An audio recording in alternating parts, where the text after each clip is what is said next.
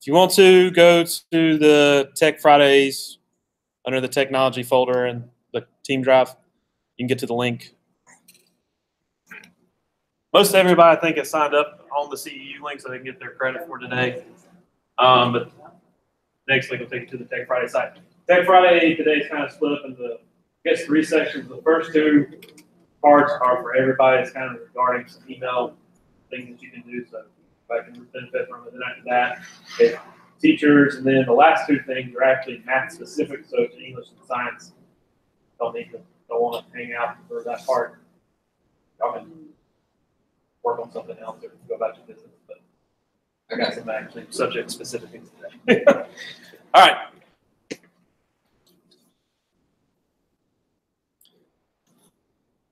So first one I got in for our Tech Friday is canned responses in Gmail. Has anybody ever heard of canned responses? Who has? Know what they are, sort of? Yeah. So if you haven't heard of them before, basically what canned response is, it's kind of like creating an email template. So you can send, if you find yourself sending the same kind of email a lot, so if you have a student report or something like that that you send out to parents and you don't want to have to retype it every time, canned responses is an option that you can use. So basically create a template. You can create multiple types of templates. So if you send this kind of email, an email for club, I believe Love uses it for his junior newsletter that he sends out each weekend. Kind of has the same setup, but he changes little parts of it. But instead of having to type the same beginning, upload the image and that kind of thing, he just uses the canned responses. So got the description and a video showing how to do that, but I'll just kind of show you live real quick. So this only works inside the actual Gmail webpage. So if you use the Apple email or anything like that, it won't work on there. You have to do it on here. So when you go to compose, I need to have my Zoom turned on. Right here beside the trash can, you should see a little down arrow that says more options. And then one of those options is canned responses. And you'll see you'll probably just won't have anything in there yet if you've never done it before. But what you do first, I actually kind of jumped ahead, is you go ahead and type up your email. So for example, I can say this is my email templates.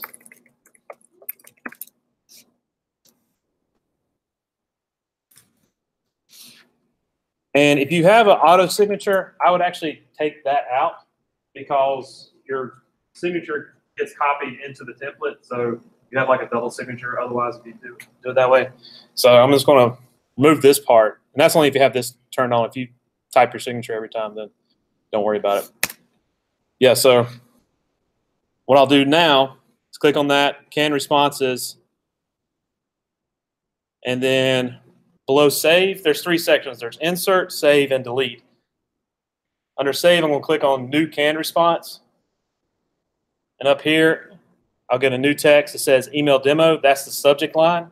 So if I don't type the subject line, then it will ask me for a title for that canned response. And then I click OK. And now it's saved in there. So if I delete this and create a new message, I can go to canned responses, go to insert. I now have email, I think it was email demo that I use. I click on that and it autofills the subject and the text field for me automatically. So if there's other changes I need to make, I can do that. I use this a lot in Rutherford County because I used to have to send emails out for parents who wanted to get password things. So I had to have kind of like an auto response set up. So anytime I got a notification that they wanted to get a password, I'd send out the same email every time. So that's the thing you can send, like I said earlier, you have like reports that you need to send out to parents or a parent newsletter or anything like that, and don't have to worry about typing it up every time or changing things. You can basically create these templates and then add what you need in there. But that's canned responses. Any questions? Let's skip everything, go too fast. Y'all all good? Got it? All right. Moving down the list, number 2. Let me get back to my page. Is Boomerang in Gmail. So what Boomerang is, it's a way of scheduling emails. for send out. Some people are like, interesting though, maybe. All right, so if you like to get ahead of your emails, this works. Just kind of full disclosure. In their infinite wisdom of Boomerang, or the Boomerang people, they have a tier system of paid versions of it. If you have a regular Gmail account, like so-and-so@gmail.com, you have unlimited Boomerangs. But if for a Google Apps for Education like us, their reasoning is we send out a lot more emails than personal accounts, so they limit us to 10 per month on there. So just kind of FYI there, depending on how many you like to schedule. So this is a Google add-on. There's a link for it below, but it puts a Boomerang icon up here. But also, whenever you have your compose your letter, you get a send later button.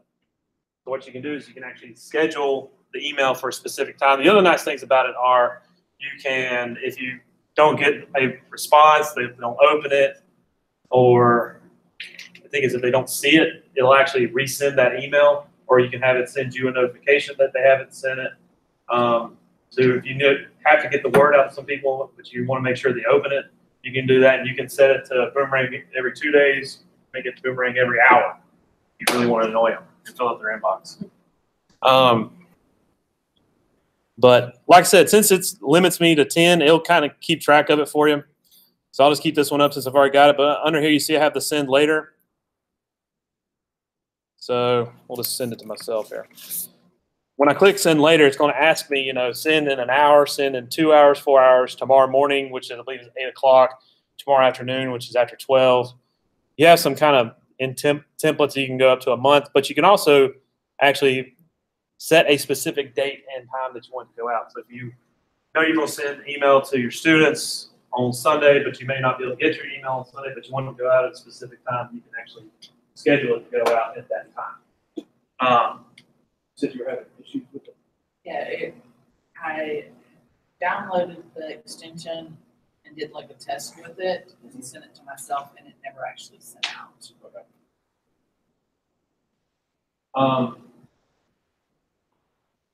Let's see.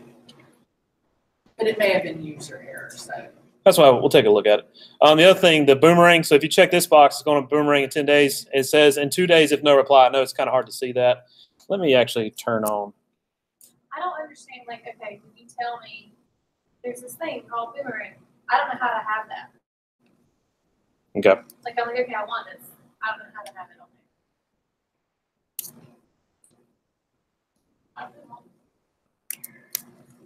there. There we go.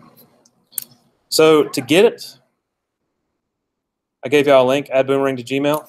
If you click on that link, it'll take you to the App Store, and you just click on Add to Chrome. It'll add it there for you. Thank you. And there's a nice little handy guy who'll tell you about it. So yeah, let me get down here. So yeah, so I can click here. So I can Boomerang in 2 days at a specific time, in 1 hour, if no reply. And it'll keep Boomeranging it every hour until they open it. If there's no reply, if they don't reply, it says it's not clicked, if not open, or regardless. So if you just want to be mean and just keep emailing somebody over and over and over and over again to remind them, hey, bring that wind-up car to crew tomorrow. So they bring the wind-up car, then you could do that. I might actually do that because. So it's going to do that over and over unless you go in and turn, you can go in and turn it off unless they satisfy that criteria. So they have to actually respond back to your email. Okay. If it's on if no reply, if not clicked. But I have to specify, or they're going to keep it. Yeah. Okay. And that's only if you check that box. If you don't check the box, it won't do it at all. That's to keep sending it if they don't open it. You could just use it as a scheduler and just have an email. If I don't check that, I can just send it one time. Okay. Yeah. And you can also schedule recurring message it. So if you have a message that you'd like to send out periodically, that can respond and do this, and you can just pretty much everything on it. But like I said, limited to 10 per month. So use it as you want. So it's like roughly 2 emails per week that you can schedule with us. Not the best system. I really don't like that particular thing. But if you have a personal Gmail account that you want to use it, it's unlimited. But for hours, it's a paid system. If you want to go any higher. Yeah.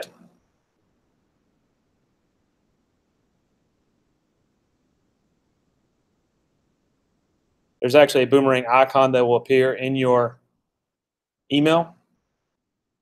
So right here, I can actually go to my settings, refer a friend by subscription if you want to. But if I go to the manage scheduled, so I can see here messages to send later, or recurring messages, track messages. So I can take a look at some different things just to make sure things are going. And it'll tell me also how many emails I have left, unless I upgrade.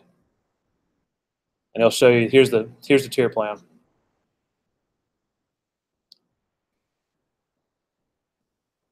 Yeah, see right there, unlimited for personal Gmail, but not available for Google Apps. They say it's because we send more emails, and it's not fiscally viable for them to have that. So, FYI. Yeah, are there any questions about Boomerang or canned responses? Just want to kind of show you a little productivity tips. Make life easy, because sometimes I'll do stuff and I'll think everybody knows about it, but they don't. Like I showed Hopper how to search in a spreadsheet. He didn't know how to do that, and didn't realize that. So some things you don't know. All right, so that's it for the everybody part. So now this next part will be just teacher specific. So if y'all got to go do something, do what you got to do. What about ClassHook, that's teachers. Yeah, I just meant like office people. Yeah, go ahead. When you all get a chance, look at the robotics video. Grant did an awesome job. Even though he's working with us directly, he's getting requests outside of the school, which is robotics team is district wide, as relates to students. But they had a lot of video clips and pictures that they had to submit for competition that's coming up in March, and Grant made it happen for the teams. Thanks, Grant, awesome.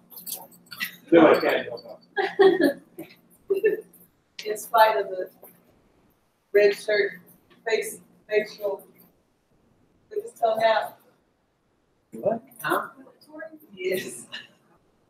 Oh. Thanks, Grant. Yeah. All right, so the next thing I got on here is ClassHook. This one I actually found out like a couple days ago and I really liked it, so I wanted to throw it in there. So we all, pretty much all of us have used some type of video probably in our lesson, made it or tried to look it up on YouTube. ClassHook kind of takes a little bit of the searching or I guess the sorting out of it. What it does is it actually helps you search videos based off subject and topic. And it's broken down fairly detailed as far as math, and specifically like quadratics or science, like cells, RNA, things of that nature. There's also, and there's a new feature that they just added where it's called, so a lot of these are from popular videos or movies or things like that. So there may be a swear word or something like that. And the thing they had on there, the reason they came about it was some videos you find are really, really good, but there might be some profanity in there that you don't want to show in your classroom. Unless you're allowed to show everything. Yeah.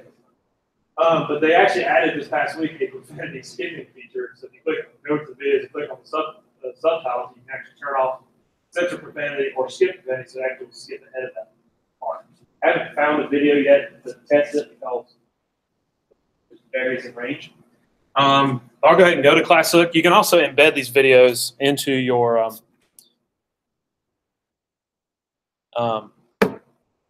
Canvas page. In order to get access to all the videos, you do have to sign up. It's free. There's nothing paid or anything like that. So if you want to make an account real quick, go ahead and do that.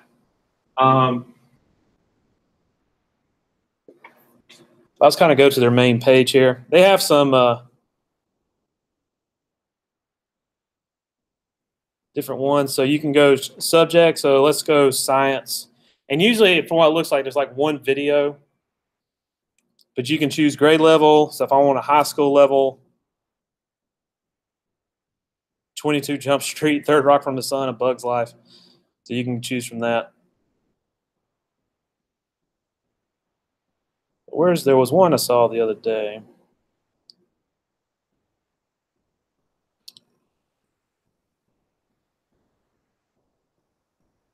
Yeah, browse all clips. So actually from here I can go to the actual subject. So over here on the right, I have my series. So let's go English.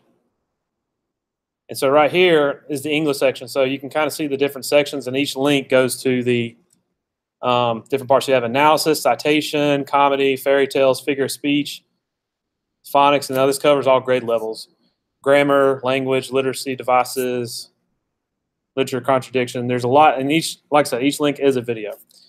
So you might be able to find something in here that works for it. When you click on a video, in this case, this is a scene from Stranger Than Fiction. It'll give you a brief description of what the video is. The narrator describes Harold's daily routine during the weekdays from the beginning of the day to the end of the day. He follows a consistent, precise schedule, and even have some discussion questions. You can actually add your own discussion questions in there if you want to be added to the group. And some of them even have standards. If you like to track standards, you can look at that as well. So in this case, the question is, how does the narrator develop Harold's character through his actions? And what does this depiction of daily routine show us about this character? And so you can actually have these as prepped questions, have while they watch the video, just kind of show you an example. Words, and his wristwatch said even less. Every weekday for 12 years, Harold would brush each of his 32 teeth 76 times. 38 times back. You can also bookmark these. 38 times Since these up are all and down. from YouTube, you can add these to a YouTube playlist. Every weekday for 12 years, Harold would tie his tie in a single Windsor knot instead of the double, thereby saving up to 43 seconds. His wristwatch thought the If you click on subtitles, here's the censor profanity, skip profanity. There's not in this particular scene, but if you watch the video ahead of time, you do find every weekday for 12 years. Turn on subtitles Harold would automatically. ride a rate of nearly 57 steps per block for 6 blocks, barely catching the 817 Kronecker bus. His wristwatch. So yeah, if you want to embed it, just click embed code, and you can paste that into your Canvas page, and then you have that video in there automatically without having to go back and search for it elsewhere or something like that. But yeah, so if you ever use video of any kind in your daily lessons, definitely check out Classhook. Or then you may find the actual video that's really good for you to use. And like I said, they're all from some. I'm guessing the Breakfast Club may have person in if you ever seen it before. So that's probably one to check out if you want to see it. Like I said. Any questions about this? Talking bunch of them. Yeah, so moving right along.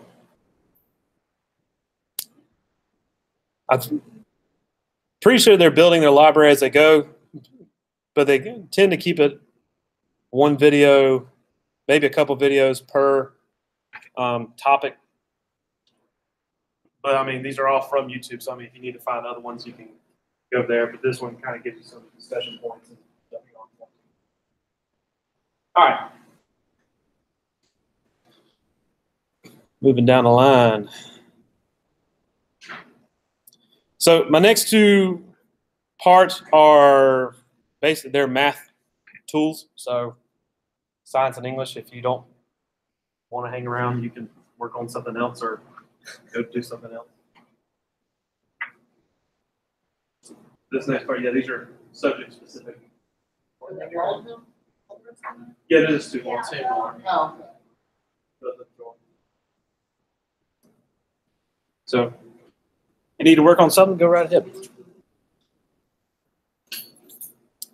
All right. So Brogdon and Dyer, just us. So I wanted to show you was I know y'all have already heard of them, GeoGebra and Desmos, but there's some new, I think some newer aspects of them. One that I did not actually know of. I've used Desmos before.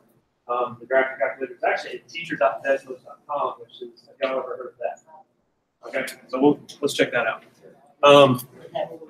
And all these videos on here, they're just kind of demoing the actual site. But teacher.desmos.com is actually gives you digital. Yeah, you can click on that link and it'll take you right to it.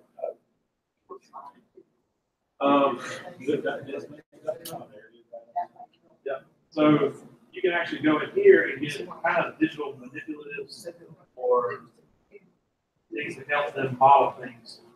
The one that I saw was like model the person's height through time as he climbed up the slide and then slid down the slide, and they had to draw a graph that related to it. And it's like 30-something questions on there. But you can search specifically for different things. This is the landing page. So if I wanted to go into what you use the circles.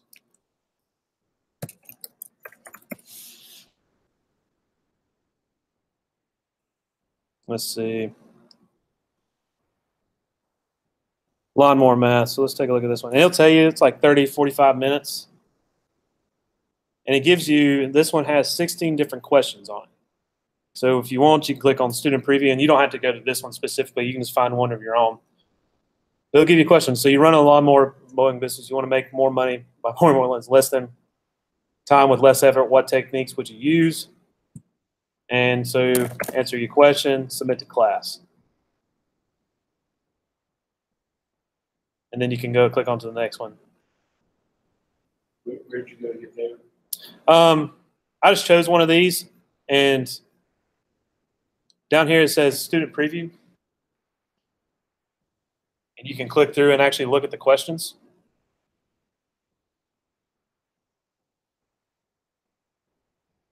So I ask them questions by modeling different things to them. This one, in this case, is a lawnmower attached to a string going around and around. And so they can drag things around.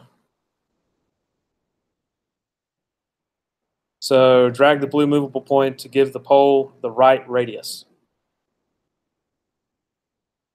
So I can change the radius of the pole that this lawnmower is attached to. And so if I start mowing, it'll model the graph for me. I can reset it. So if I want to make it a little bit smaller,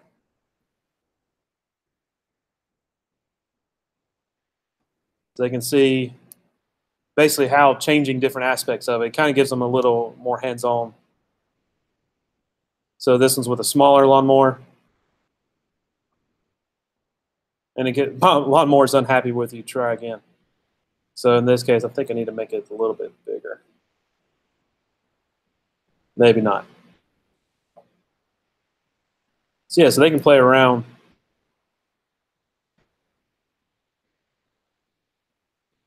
All right.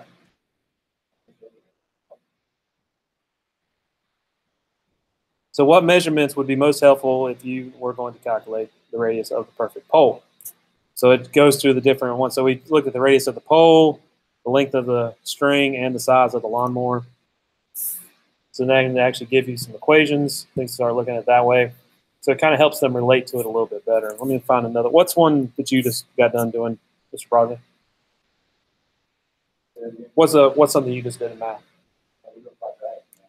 All right, quadratics. That was my favorite subject to teach.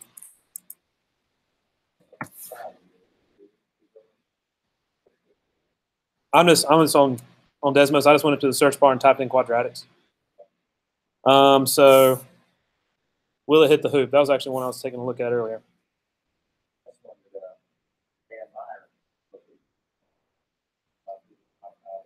Yeah.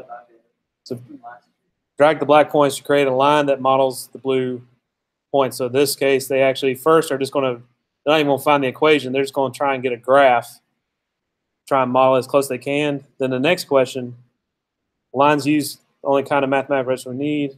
Lots of models are linear, but lines are the wrong model here. What does your line say will happen to the basketball? So in this case, it's going to go straight up. So gives them a little something to look at. So this is a 1 second clip. Is it going to go in or out? We'll say in.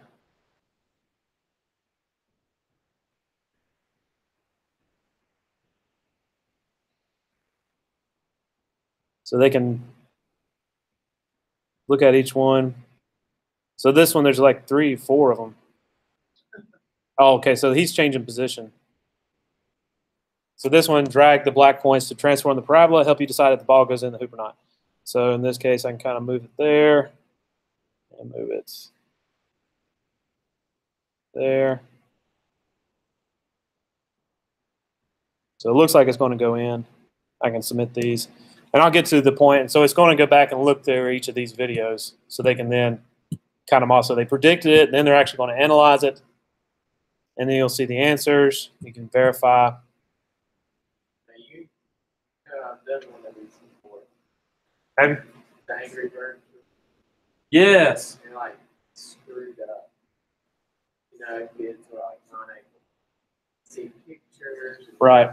Kids were not able to. I would say whenever you use these for the first time, let me know so I can be in there to help. Because sometimes if it's just like random bits of can't see something, it's something like a lot of times it's probably what I've seen is they're not fully logged into Zscaler, because if they only go to like any of the Google websites or like NCEd Cloud, so if they go to like Canvas or their email, they actually haven't gone through Zscaler yet. And for whatever reason in Google and Canvas and things like that, if they haven't gone through it, it doesn't load images or videos properly. So usually just clicking a new tab and then going to google.com or like CNN and seeing that little Cleveland County blurb, that'll set it off and then just reload the page. But so one thing I want to point out, you saw on there, submit the class. So how do you check these things? So as a teacher, I'm not signed into it right now. Let me sign into it real quick. And these, you can sign in with Google. You can actually create a class code to send to the students. Okay? And they can go in and actually. I have mine pulled up. From the Angry Birds. Okay. If you don't have an activity. Well, here's an example of one. So this is the teacher dashboard. So you can actually, as the teacher, look at each of these questions and see their responses. It's like, because my kids actually did it. See? Yeah. This, you can get live data. So this is also an informative assessment. So they didn't finish, they didn't finish, they didn't do that.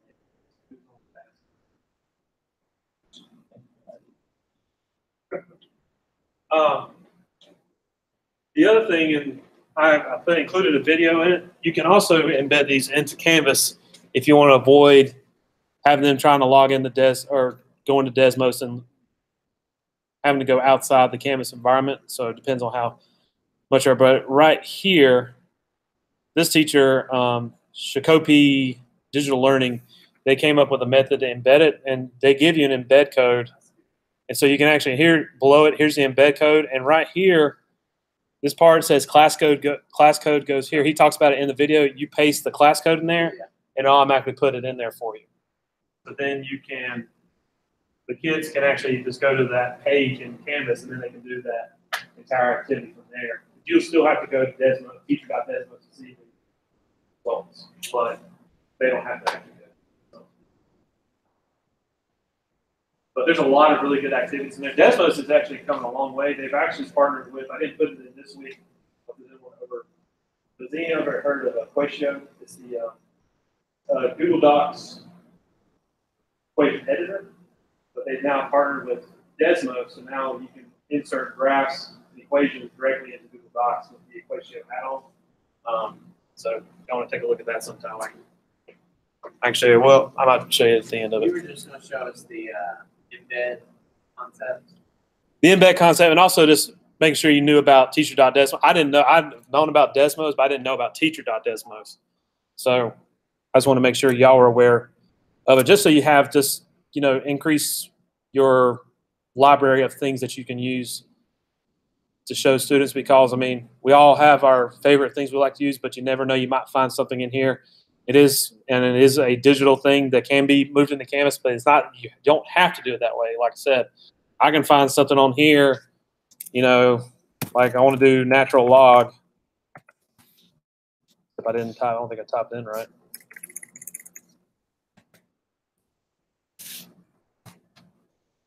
And some of them you might find, some of you may not. And if you find the one you like, if you're ready to share it to a class, just create class code, and then you've got it. All you got to do is just send kids that link. And if you create another class code, you can have one for each class period if you want to. You can create as many as you want. If you just copy that thing and paste it into a Canvas. If you put that link into Canvas, it'll take them. So, like for example, this is the link they would have to go to. They go to student.desmos.com and they would type in that code. You can put it in that way if you want to. What I was showing earlier is there's also a method that you can actually. That's what we did in the class, I think.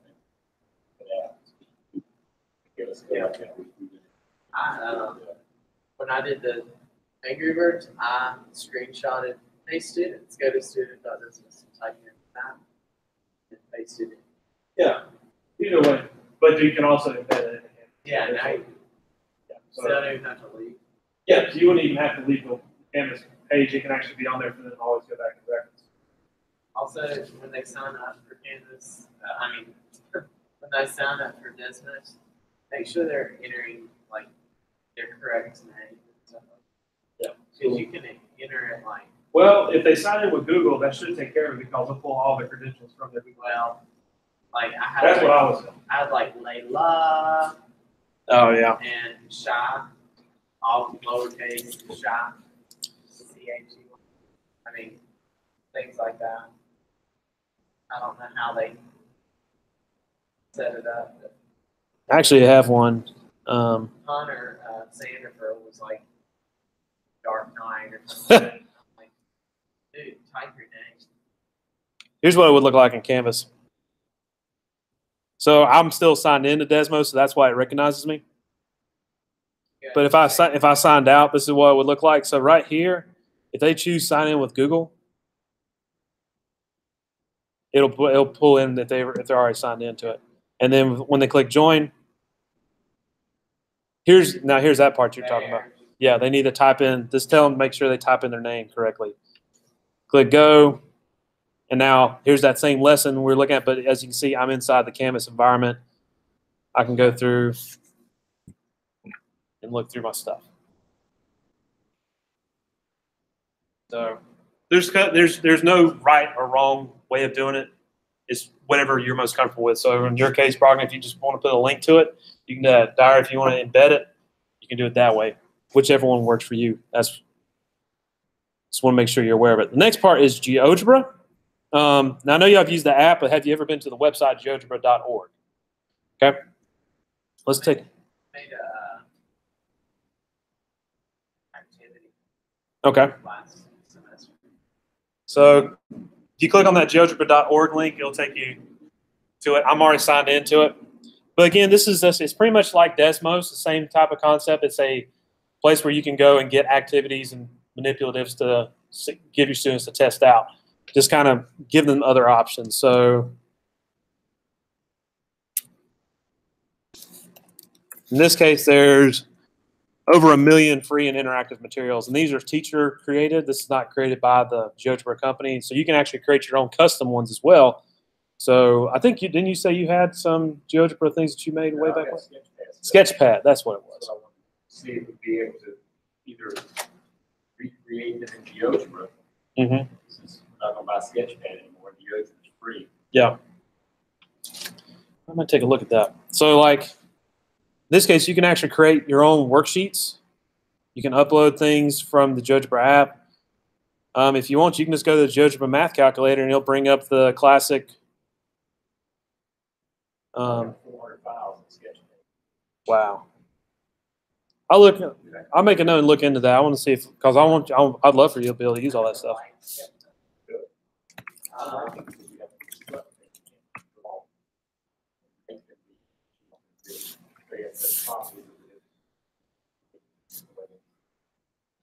So GeoGebra has some good qualities and some not so good qualities. One of the things I do like about it is I can actually embed these manipulatives into Canvas if I wanted to. So again, I can move stuff over. I can't embed the questions. So like up here, if you click on this little share button, you'll get an embed code, but the embed code is only for this thing. So yeah, it won't embed the questions, or that's the one thing I don't really care for about it. I mean, I could copy and paste this in there, and I can make these own questions on here, but they can actually go in and test them. Desmos is kind of like if I want to go in and make sure they're getting it right, like I actually want to test them on it or something, but also practice it. GeoGebra is more a place of kind of review and self-check, because all these questions, I can go in, type responses, and type in the equations, and then I can click check and see if I got them right. But I have some manipulatives I can use to work with, and I can embed these things in there as well. Where'd I go? Did I lose my GeoGebra page? I think I did. But this video talks about embedding GeoGebra into Canvas as well, and he talks about the same thing. But there's a lot. Desmos has a lot of good things in it, and they have activities, but GeoGebra has like a whole array of things, of interactive pieces that you can use to look at. So, I mean, you can really kind of just comb through it. So if there's a particular subject you're looking at, or a unit you're working on, there's definitely going to be something probably in there that you could use to get sense. And if there's not, you can actually create your own digital manipulatives. So, like if I wanted to create my own worksheet, I just click the plus icon and worksheet, give it a title, and I can start adding in my pieces. I can do an applet search, so I can actually find other people's applets and add them to my worksheet. I can upload an applet that I've made, or I can create an applet. And then you have the math app, and there's all kinds of other things you can add. I haven't delved that deep into it yet.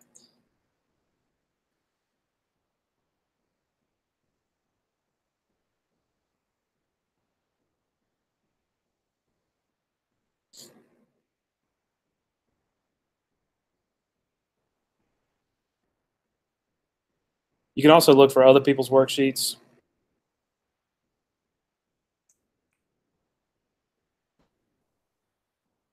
Five pieces to create any figure shown.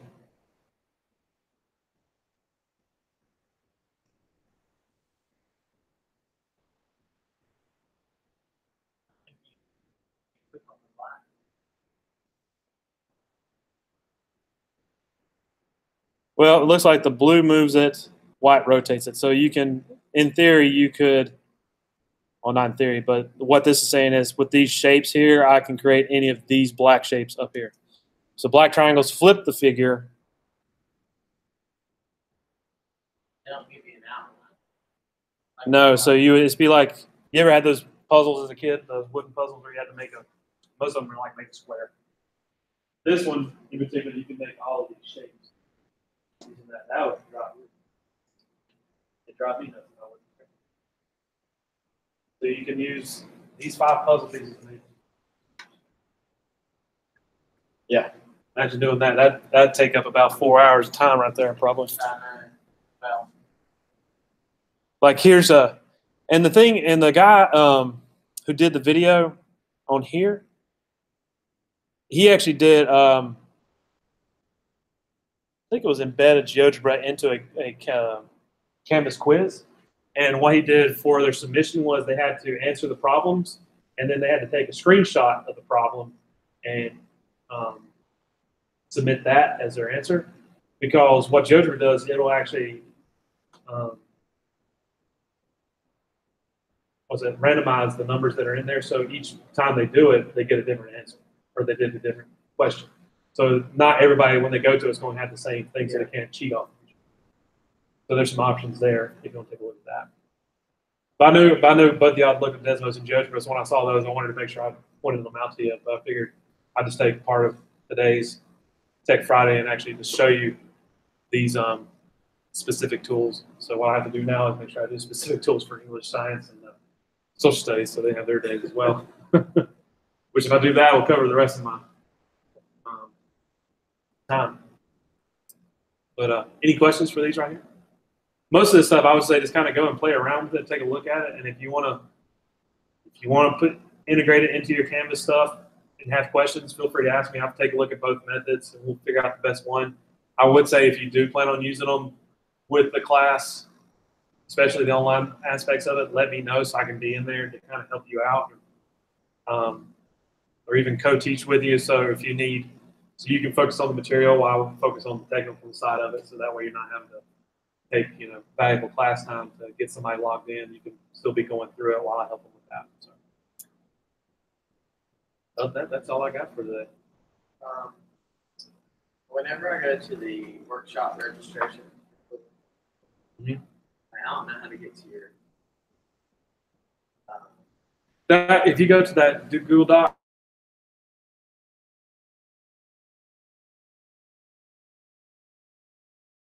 To the welcome page. Hmm.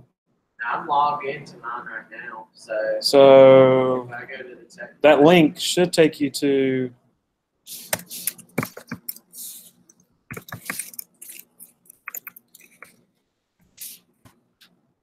I tried to sign up to it last week.